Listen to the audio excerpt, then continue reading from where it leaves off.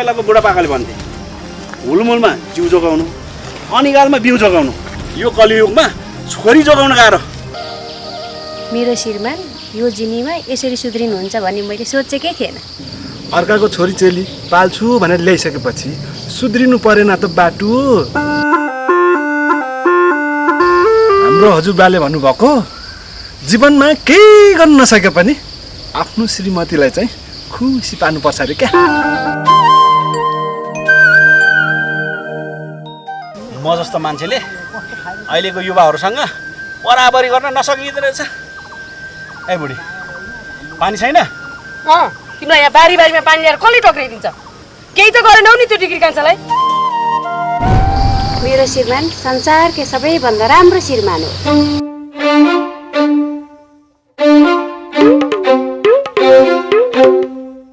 हजुर मलाई यसरी नै साथ दिइराख्नुहोस्, म हजुरलाई माया गरिराख्छु। अब नगरेर भो त पातलीजी, छिमेकीमा यति त हुनु परेको नि। ए बुढा बारीहरू सबै बाँझो छ, बाली लगाउने बेला भयो।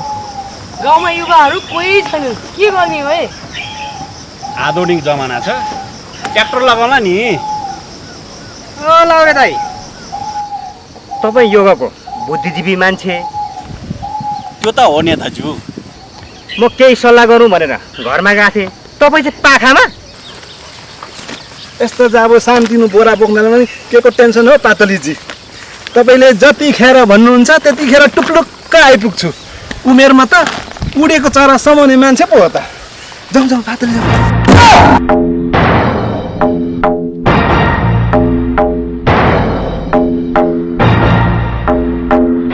अहिले तिमी छिमेकीलाई सहयोग गर्दै गर, भरे घर मात्र आऊ अनि तिम्रो मैले कसरी मालिस गर्नुपर्छ मैले जानेको छु।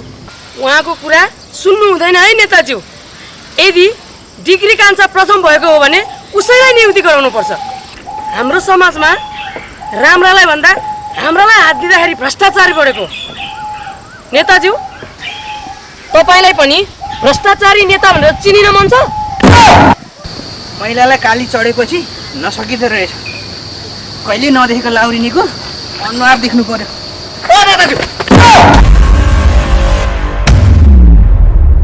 कति साह्रो कराएको डिग्री कान्छा, मान्छेको सातो झन्डै गयो। विचार गर्नुहोस् है नेताज्यू, सातो गयो भने फर्काउनु त गाह्रो हुन्छ नि।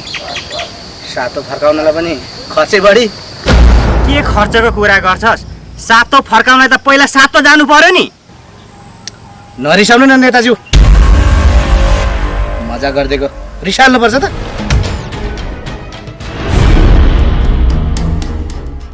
मेरो जस्तो श्रीमान हुनुभन्दा त विधवा भएकै बेस। कमसेकम आश भरोसा त हुँदैन।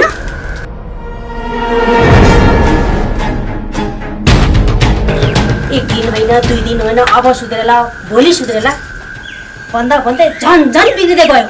ए बाटु के गरेको क्या छोडेन। हुँदै जाऊ।